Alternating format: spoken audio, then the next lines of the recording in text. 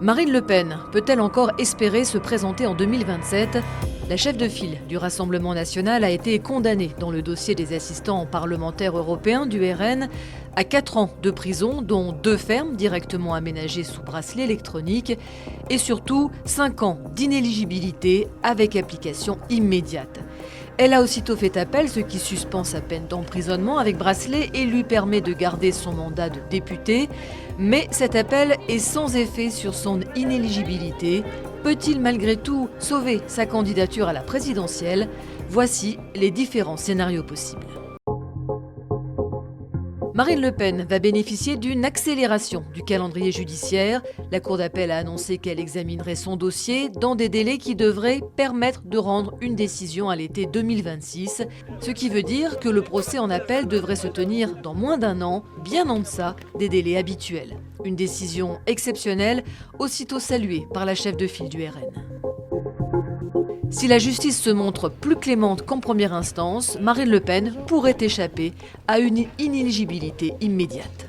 Le juge d'appel décide soit en tout cas d'annuler cette exécution provisoire ou d'estimer qu'elle mérite d'être suspendue, soit même peut-être de réduire la durée de l'inéligibilité en estimant que l'année par exemple purgée pourrait suffire.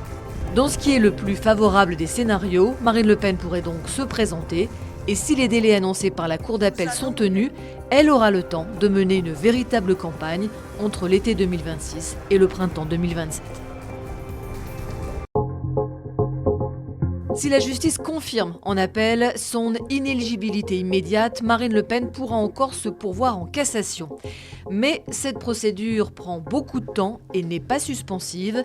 Quel qu'il soit, l'arrêt de la plus haute juridiction française risque de tomber trop tard pour lui permettre de se présenter en avril 2027 ou tout au moins pour lui permettre de faire campagne dans de bonnes conditions.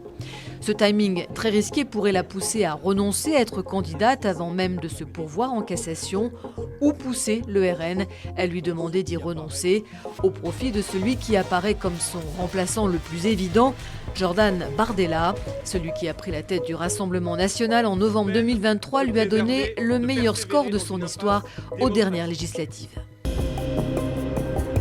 Parallèlement à son appel, Marine Le Pen a annoncé vouloir saisir le Conseil constitutionnel sur l'incompatibilité qu'il y a selon elle entre l'application immédiate de son inéligibilité et la liberté des électeurs qui est inscrite dans la Constitution.